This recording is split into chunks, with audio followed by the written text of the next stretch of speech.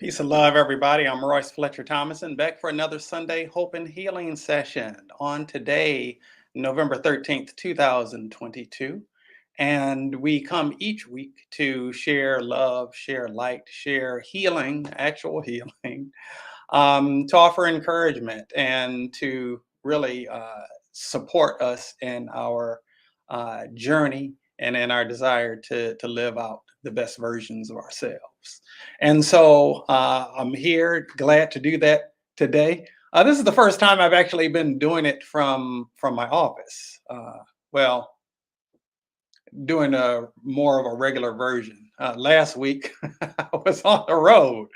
I was actually broadcasting while I was driving from Tuskegee, Alabama, back to actually from Opelika, Alabama. That's where the hotel was I was staying in. Back to my home in Tampa, Florida. And the week before that, we just did a brief check-in while I was in the process of teaching a class, Transcending the Matrix class on mental and emotional healing, neurological upgrading, and brain optimization. And now I'm broadcasting to you on my nephew and niece's birthday party is starting. Um, but I'm here. I do believe that it's important to provide some consistency. And I believe that we're blessed to be a blessing. I've certainly been very blessed, and I want to pass on some of those blessings that I've been fortunate enough to be able to experience and receive. And some of that is in terms of actual healing, some of it is in terms of things that I've learned along the way on my journey and that I've been able to incorporate in my life and seeing some value and success in it that's brought me to where I am at this juncture in my life. So today we're going to deal with, and hello to everybody who's out there, by the way. Please feel free to drop a hello or a hey or whatever you want to say in the chat. We certainly like to know who's present with us when we're broadcasting live, whether you're watching on YouTube or on Facebook. Always a pleasure to have you here. And, quite honestly, it does something for me to see who's here because otherwise I'm looking at this green dot on my computer, which is kind of strange. But at any rate, uh, I had a couple different conversations recently, and we were actually looking to have a guest on today.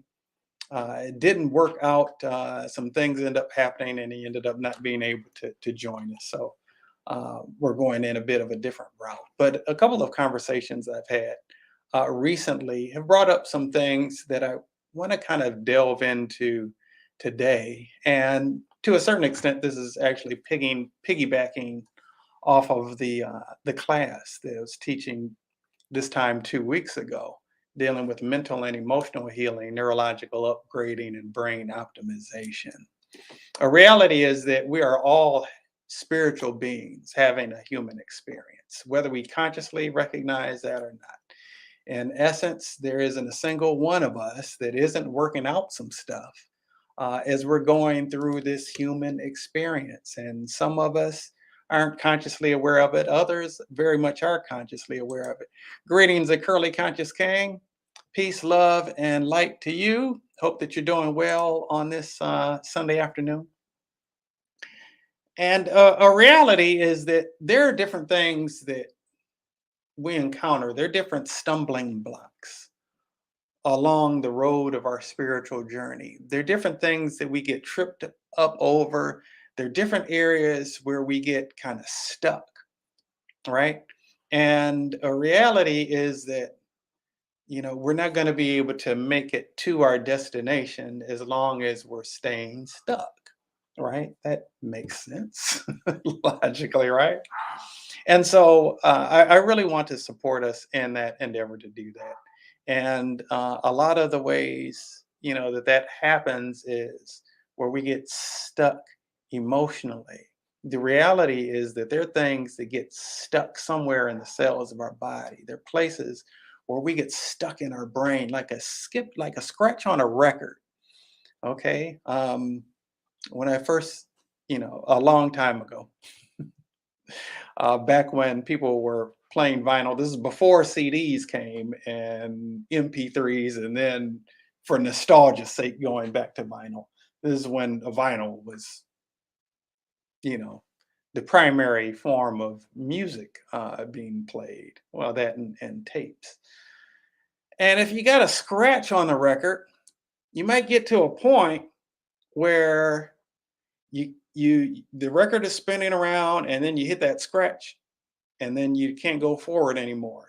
You keep repeating that, you keep repeating that, you keep repeating that, you keep repeating that, and you stay stuck as long as that scratch is there, unless you pick up the needle and put it on the other side of the scratch. But usually a scratch has some length to it, so that process can continue.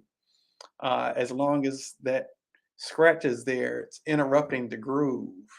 Uh, Pun not intended. But at any rate, in the process, we have these areas where we get like a scratch on the record, where we get stuck in our brains. It's hard for us to move past things. And a reality is that unless we take responsibility for clearing that scratch in the record, unless we take responsibility for getting past that thing, whatever it was that happened in our lives before, or past that thing that didn't happen, as long as that continues to persist, we're going to stay stuck where we've been. And it doesn't matter how old a person gets, it doesn't matter how many years a person accumulates. A person can very much be stuck in a past trauma, in a past negative experience, um, and experience, quite frankly, a level of retardation as far as this journey is concerned. Now, if you are a person who's uh, at a place in your life spiritually where you feel led to be someplace like here, because quite frankly, this isn't something that everybody is going to be drawn to. Probably only souls who are really looking to do the inner work and take responsibility for their lives are going to even be interested in showing up to something like this. But the fact that you're here, I'm going to make the presumption that you want to grow, that you want to be the best you that you can possibly be, that you want to, although there may be some areas, possibly even hiding in your blind spot, where you can get tripped up, where you get stuck sometimes. If you're here, you're wanting to progress, you're wanting to evolve, you're wanting to uh, ascend to greater heights. And sometimes the best way to go higher is to dig deeper, right? Sometimes the best way to go higher is to dig deeper. And so, years and years ago, I believe it was 2007, I participated in something called Landmark Forum. And one of the things that was shared there that has stuck with me is dealt with taking 100% responsibility, taking 100% responsibility for the stuff in your life, taking 100% responsibility for your relationships, taking 100% responsibility for your life experiences, taking 100% responsibility for who it is that you choose to show up as in your life. Okay. And, you know, that's not for the faint at heart. That's not something that everybody is emotionally or spiritually mature enough to take on yet. And that's okay if you're not there just yet. But maybe you'll hear some of these words that are being saying, they're being said, and maybe minimally a seed is being planted. A seed that's being planted that will be watered and nurtured. And maybe over a process of time, some of these things will begin to take root in your life. All right. And so, what does it look like in terms of taking 100% responsibility for your life and where you are? A reality is, I think a couple weeks ago, 3 weeks ago, I was speaking about this concept of what's guiding your appetite.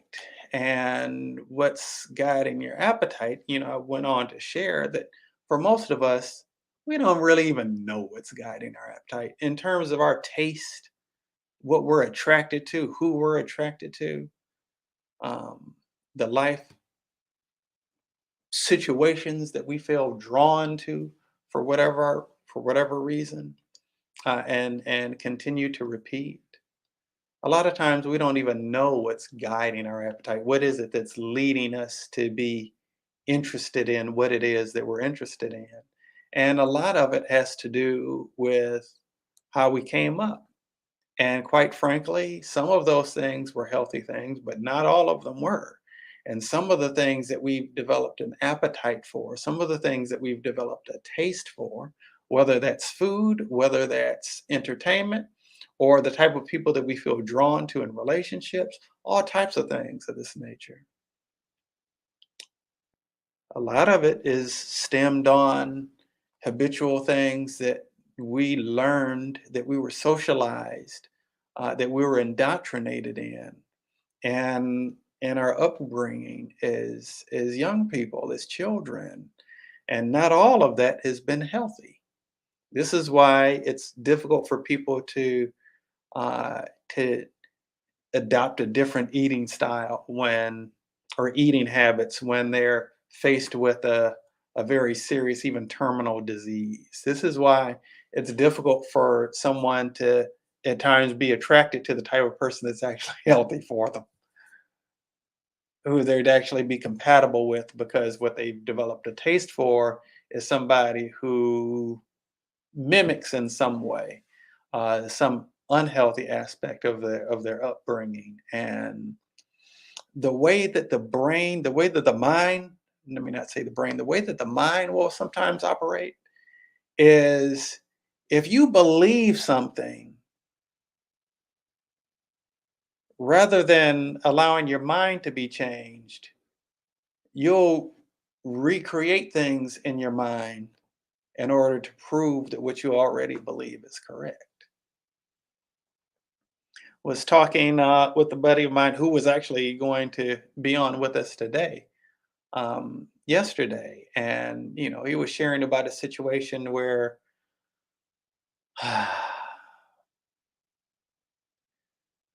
they had gotten this woman to believe that they gave her wine out of a shoe, and they got to believe that she was drinking it out of a vase, not a wine glass, but out of a vase. It was a shoe.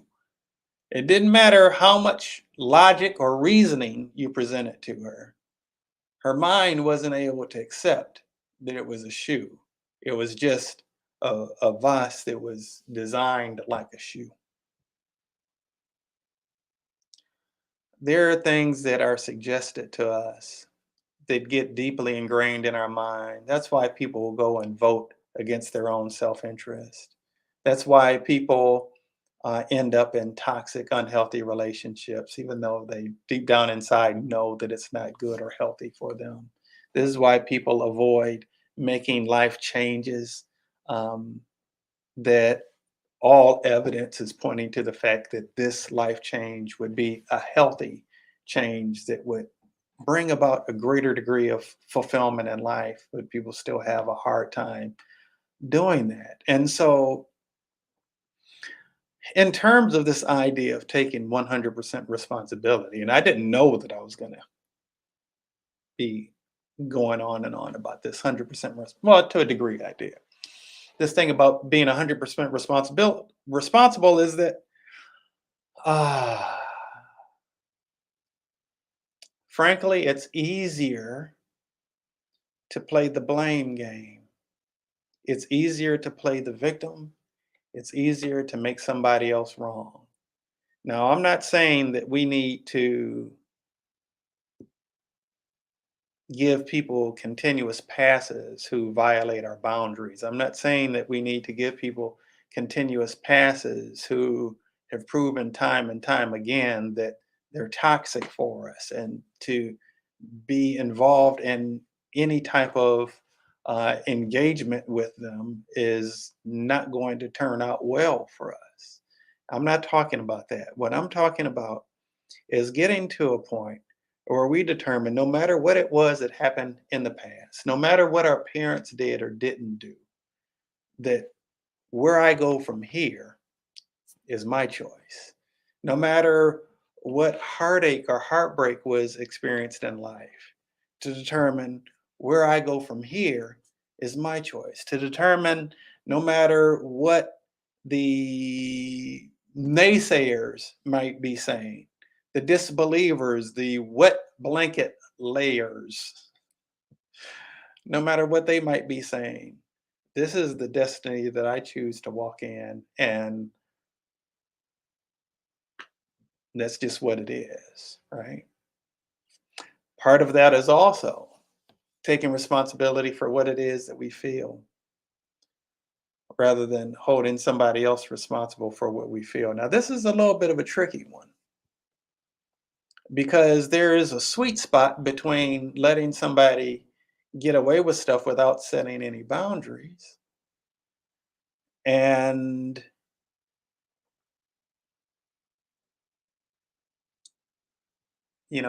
blaming somebody for what it is that we're experiencing. What is that sweet spot? I maintain that that sweet spot is this. If I'm feeling something, rather than that somebody else did this to me, rather than that somebody else violated me, rather than that somebody else uh, irritated me, rather than that somebody else frustrated me, rather than that somebody else made me mad or made me sad or whatever the case might be that we might articulate. What about I? What about I? I feel upset about how such and such responded. I feel sad about this. I feel disappointed because otherwise we're giving somebody else all the power. We're giving somebody else all the power. And do you really want somebody else to be in control of your emotional state and you're just like a puppet bowing to the whims of your triggers? Triggers. Triggers. That's a thing.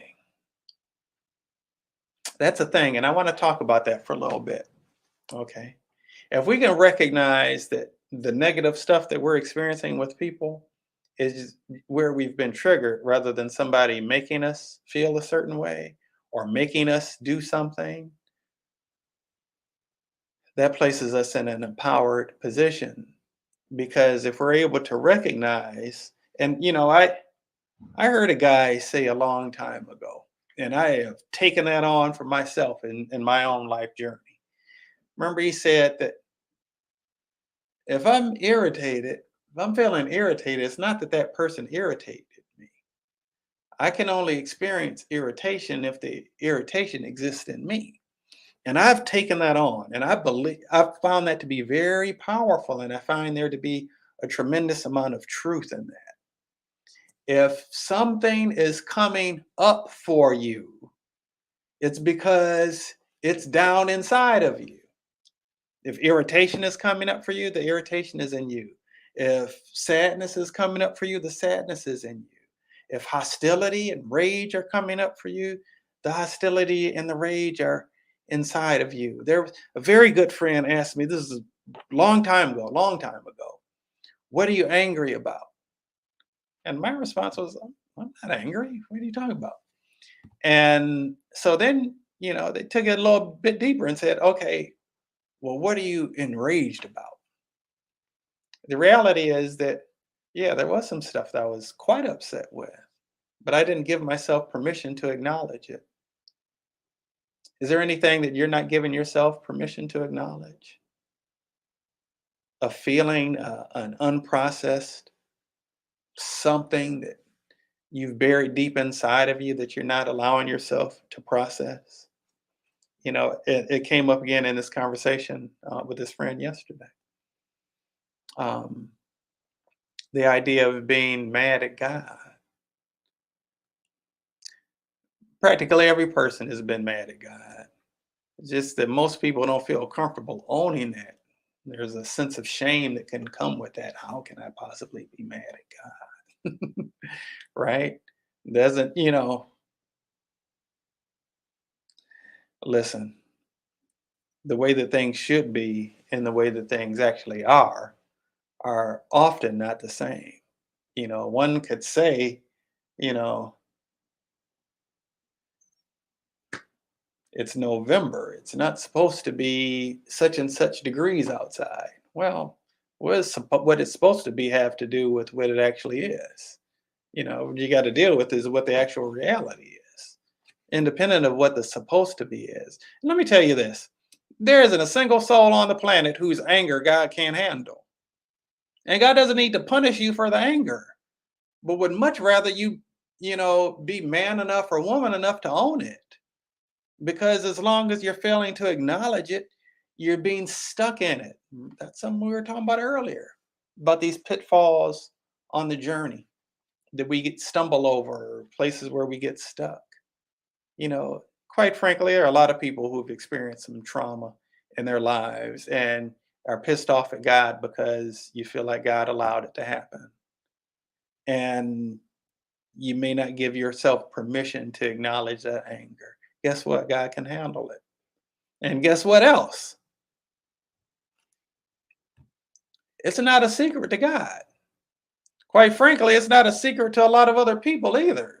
You're just the one that's in the dark about it a lot of times. And so, what I want to say to us, and we're going to get into some healing. I don't want to just be doing a lot of talking today. Um, I want to kind of get into the nitty gritty of things.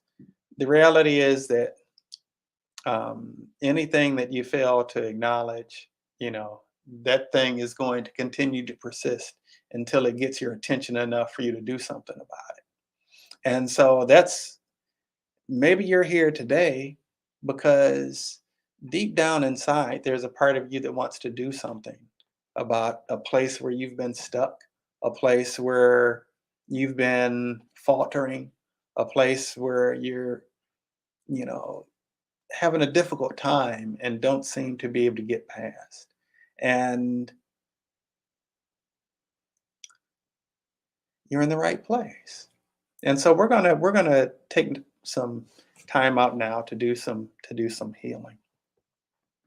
So I invite you um, to receive this if you feel so guided, or maybe even hold somebody in your thoughts or in your heart who you feel like could benefit from this and can kind of stand in the gap on their behalf.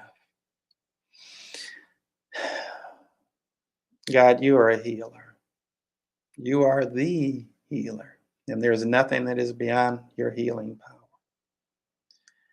I give great thanks that the God in me calls forth and demonstrates your healing power on the behalf of all of us who are receptive to it for the purpose of neutralizing all of the emotional and spiritual blockages where we've gotten stuck and are unable to move past certain roadblocks, certain hindrances that exist within us that we might continue to see and experience as triggers, or that are being continuously triggered as we interact with different people. I give great thanks at neutralizing that from the point of the causal root and the entire energetic structure of every strand of DNA and every cell of our body, every string particle of our existence, and transmuting it into and replacing it with a sense of emotional and spiritual maturity that allows us to take full responsibility for our growth and for being in alignment with a space that gives you something to work with as far as our transformation is concerned, to support us in being the highest and best versions of ourselves according to the divine blueprint that you established for us before you knitted us in our mother's womb. And I bear witness to our wholeness on this date and in this time and space called now. Thank you. Thank you for this gift of your divine love. It is done. It is done. It is done. Ashe and amen. All right. So let's get into some of the healing. So I want to look into ancestral habitual patterns of dysfunction. All right. And let's go back 300 generations. 300 generations behind us.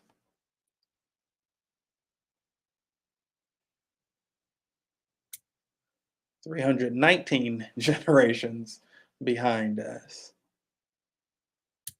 And 52 generations in front of us. All right. All right.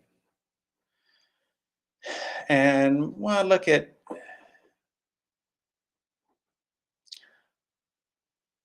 let's actually delete all of the benefits of victimhood. Before we do that, let's actually kind of boost us all to feel strengthened, to feel safe, and feel secure enough to release our victim stories. Okay. And to tell a new story, a story of empowerment, a story of transformation, a story of God's grace made manifest and fulfilled in our lives, bringing us to a whole nother level of maturity and enlightenment. Okay. All right. So now let's deal with um, deleting those victim stories. Deleting the victim stories from our mouths, from our brains, from our muscle fibers.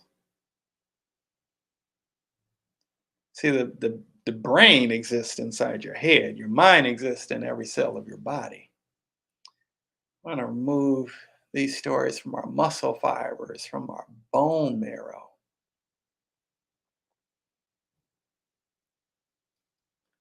from our nerves and nerve endings, on the DNA, chromosome, even on the atomic level and subatomic levels. All right. All right. Let's also let's look at forgiving ourselves for the victim stories that we've told in the past. Okay. And the cumulative effects of all of the negative stories that we've told to ourselves and about ourselves. All right, let's also deal with the negative effects of the lies that we've told on other people, saying that it was their fault for what it is that we experienced. That doesn't mean that other people, that we don't all have a responsibility or play a role in other people's healing or other people's damage. You know, we're intrinsically interconnected. However, we don't have to necessarily be subject to other people's drama. We don't have to be subjected to other people's toxicity. We can exist in a state of operating in a healthy enough place where other people's stuff, is not able to penetrate us. All right. And so, and to still be able to do so from a tender-hearted place. It's one thing to put up all these walls and barriers to not let other people in, but it's another thing altogether to choose to set up filters that let love in and that let love out, but just filter out all of the crust and the muck and the gook and the foolishness, quite frankly. All right. let's strengthen us to allow people to be who they are and allow people to be where they are without taking it personally. And I know that can be a challenge sometimes. The reality is that other people are just where other people are. And if a person doesn't love themselves enough, it'll be difficult for them to love you enough. All right. All right. So let's deal with that a little bit. Let's uh, provide some support as far as self-love is concerned. All right. Now, I don't mean by self-love, you know, treating yourself to something nice at the mall or on Amazon or whatever. I mean, that can be an expression of it, but that's a very surface level of it. Self love is also choosing what's going to serve your highest and best good. Self love includes making sure that you are cultivating your inner life. All right. Self love also includes making sure that you are placing yourself in environments that that offer you support in terms of where it is that you really want to be. Okay, those things are all expressions of self love as well. Okay,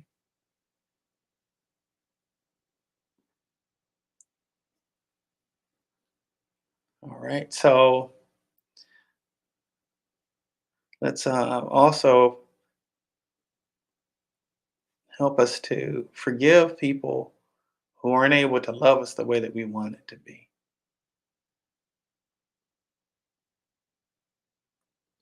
and even forgive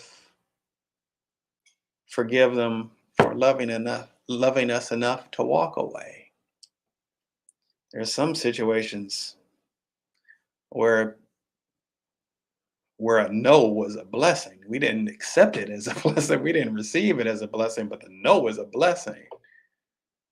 There were situations where we were perhaps being protected from a lot of negativity that we would have otherwise experienced. All right.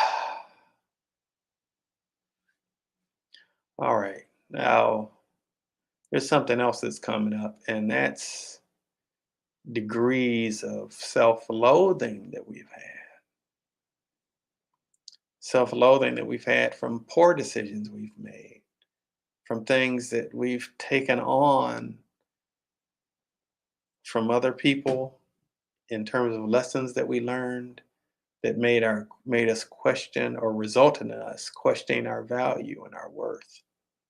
So we want to neutralize that and replace it with, really being profoundly in touch with our innate worth as beings created by God.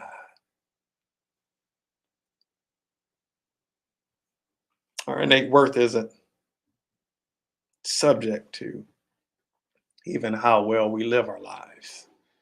Quite frankly, a lot of us muck it up quite a bit. But there is innate worth that is inherent within each of us based on who it is that created us. God don't make no junk, right? All right. And so let's look at actually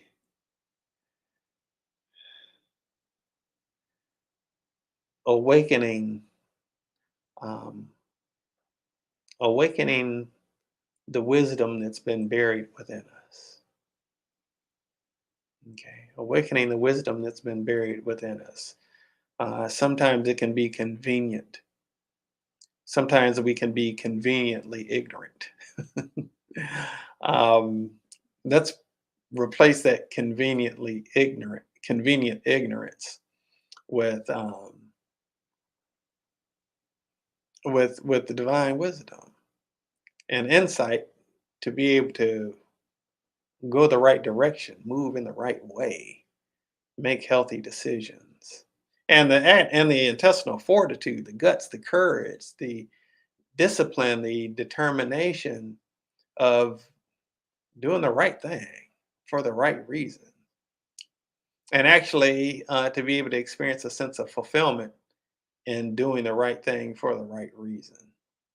And actually, um, also owning our own stuff, completely owning our own stuff. Okay. All right. Now let's look at for a moment. Let's look at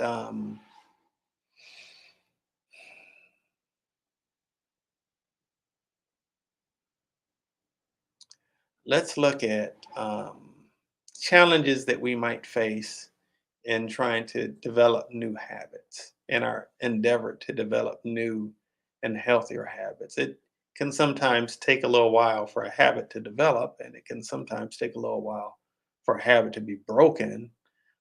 We want to actually take the energy that's present in the that we've been feeding the negative habits. We want to remove that energy from the negative habits and pour it into positive habits, life affirming habits, to make it easier for us to, um, to be in a flow of that which actually serves our highest and best good, instead of actively working against ourselves, whether consciously or subconsciously, though usually subconsciously. All right. Okay. Something else I want to look at is I want to look at our um, I want to look at something that affects just about everybody to some extent or another, and that's deeply ingrained codependence. Okay.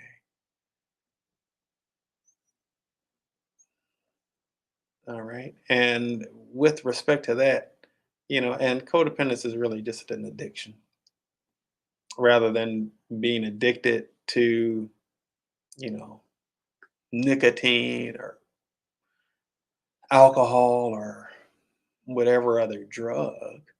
It's still an addiction. Okay. In this case, an addiction um, as it relates to another person or other people. And it's something that exists within us, and it might link up to that existing in somebody else. But let's deal with that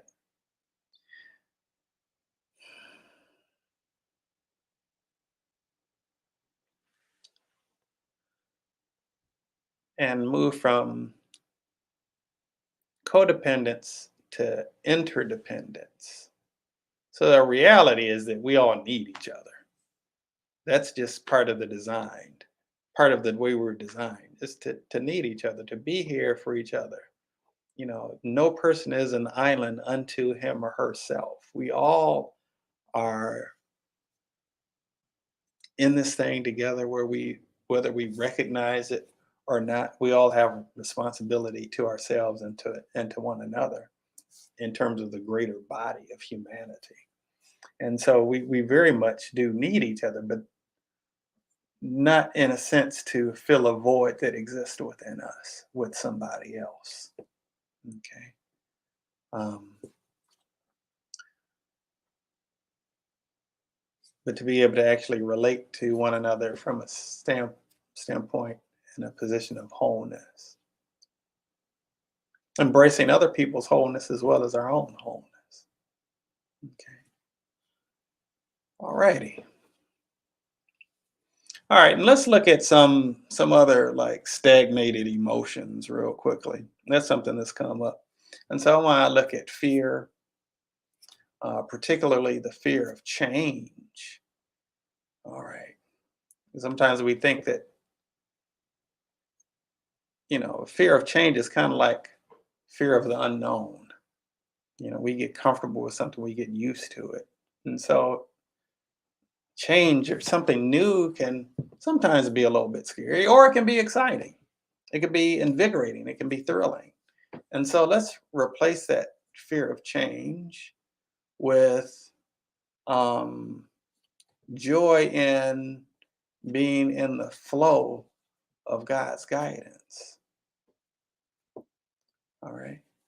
Joy of being in the flow of God's guidance and being able to recognize and discern God's guidance um,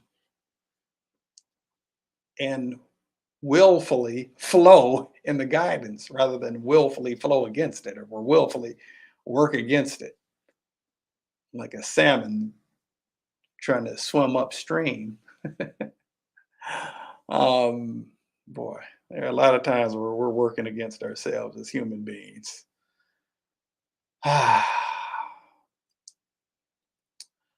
Let's also look at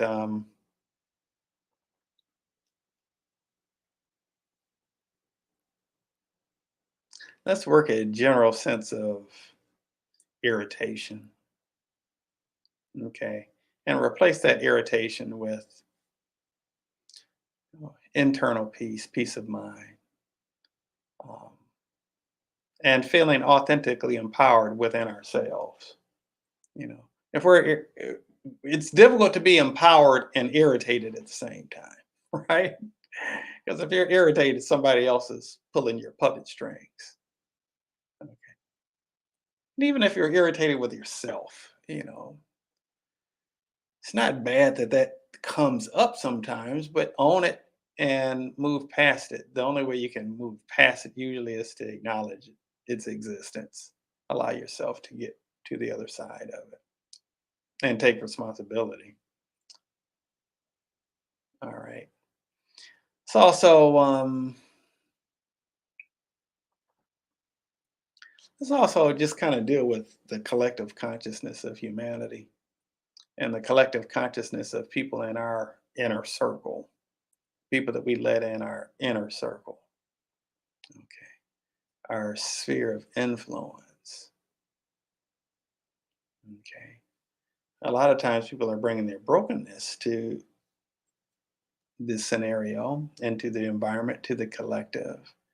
And then they kind of, like a garbage truck, dump some of that stuff in the space that we share together.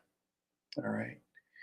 And so let's create a sense of immunity uh, from being toxically impacted by other people's trash, by other people's waste.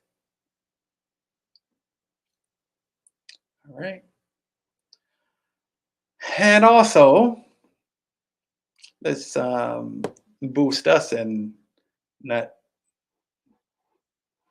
you know, harboring toxicity within ourselves, but actually dealing with it. All right. And having our internal beingness transmuted and purified through the power of God's pure love into love and light. Okay. And we're about to shut down, but a couple things I want to do real quickly. Hey, what's up? Oh, sorry I missed you at homecoming, brother. Good to see you, though. And for most of us, it's hard to not dwell in a state of toxicity from our past. So let's look at our relationship to the past, actually, real quickly. I'm glad you brought that up.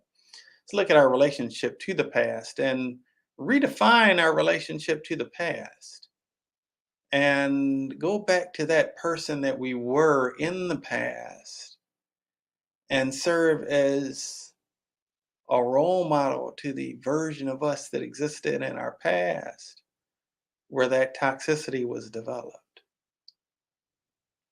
And let's serve as a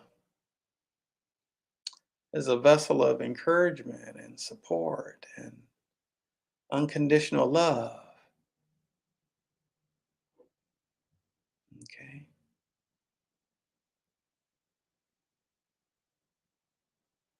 Be be a blessing to the more foolish versions of ourselves. All right. They sometimes there's a question asked, if you had an opportunity to talk to anybody that you could have a conversation with, anybody living or dead, who would it be? And my answer is always like the enlightened version of myself. Have a conversation with the enlightened version of myself and see what kinds of things I can learn from the enlightened version of myself. Um, I'm not going to get too deep into that right now, but hopefully we're a little bit wiser on November 13th, 2022 than we were when we ended up developing these toxic traits. All right. Okay, and so let us actually make room for unconditional love, for the version of us that we are today, to be unconditionally loving towards the version of us that developed the toxicity, whether 18 or 8 or however old. And I'm talking about that love that is patient, that love that is kind, that does not envy or boast, that love that doesn't dishonor others. Don't dishonor the more fuller version of a previous you. That love that keeps no record of wrongs. Forgive you for where you were before. Okay? Doesn't have to be who you are now. Forgive the version of you that did some stupid stuff in the past. Forgive the version of you that hurt some people. Forgive the version of you that hurt you. Talk about a love that doesn't seek its own way. A love that isn't easily angered and keeps no record of wrongs. Don't keep a record of the wrongs that you did. Own the stuff that you did, but don't wallow in shame about it. Forgive yourself. And then, if at all possible, seek forgiveness from those you've wronged, even if it's just in your heart. All right. This love does not rejoice in evil, but rejoices with the truth. Okay. Don't don't have an inner longing to see bad stuff happen to you for the bad stuff that you may have done, and don't hold it in your heart as something to celebrate if some bad stuff happens to other people who did you wrong either. Karma has a way of unfolding. What we sow, we shall reap. Let's just make a point to sow some better seeds in better soil. All right. Well, a love that always protects. Be a protector for that younger version of you. Help that younger version of you feel safe. To shield that younger version of you from some of the things that he or she shouldn't have seen or experienced. All right. Love always trusts. Trust that younger version of you to get past the places where you've been stuck.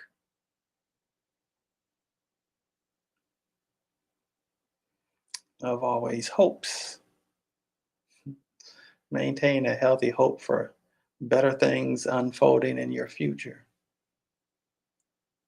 Love always perseveres. Continue to press toward the mark of the high calling of God for your life. And in the end, love always wins. Love never fails. God's love never fails. It doesn't go anywhere. It's always there, 100% of the time.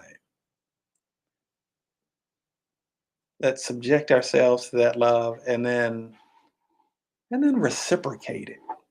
How about that? There's no way for your brain to process, for your mind to process the depth of God's love for you. You won't be able to figure it out, but accept it and aim to return it. When you get it, when you realize how messed up you've been at certain points in your life, all the foul stuff that you've done to other people and to yourself, and then you really realize the depth of God's love for you, that it's been there for you all along, calling you home, wanting to see you blessed, wanting you to get past the places where you've been hurt and broken. When you really allow yourself to get to a place of deep understanding where that's concerned, you can't help but to fall in love with God. You can't help but to. All right, so we're going to go ahead and close this out for today. And God, I thank you for the healing that's taken place on today. Thank you for allowing us to come face to face with the aspects of ourselves that still have room for growth and for healing. Thank you for the bit of healing we've been able to experience today, and for the way that this will impact our lives moving forward and the lives of those whom we care about. For these and all other blessings, we give great thanks. Ashe and amen. All right, beloveds, that wraps us up for today. Uh, you can find us here every Sunday at 1 p.m. Eastern Time on Facebook at Royce Fletcher Thomason. But you know what I really like to gear more people to do? Curly Conscious King tunes in. I'd really like for more people to check us out on Facebook. That way you can, not Facebook, YouTube. That way, if you subscribe and you hit the notification button, you'll get an alert when we're broadcasting. And also, if you would, share the link with other people that you feel like could benefit from this. I know that there are people who come and feel some benefit, and so you continue to come. But as I said earlier, we're blessed to be a blessing. If you got something that's been useful for you, if there's somebody you think it might be able to benefit, pass it on to them as well. Okay? Maybe they'll open it up, maybe they won't. Um, you know, but it doesn't hurt to sow the seed. And perhaps over time that seed will be watered. The scripture says that one sows, another waters, and God gets the increase. And so we really want to also the scripture says that the harvest is plenty, but the laborers are few. So pray that God sends more laborers. Oh man, yes. But again, if you feel like anybody will benefit from this, that please pass it on to them in a text, in a Facebook message, and an email, however. In the meantime, I pray God's grace and peace are with you, unfolding in wonderfully empowering ways for you, that life is becoming more of a joy than a pain, and that as you continue to move forward in this life journey, on this path that you find yourself on, that you will find more and more moments of empowerment, more and more moments of truth and authenticity, more and more moments of deep, true, authentic connection, and that you might feel fully and completely alive, right? Anyway, that's my story. I'm sticking to it. Wish you a great rest of your day and a wonderful week. And as always, I'm signing off with peace and love.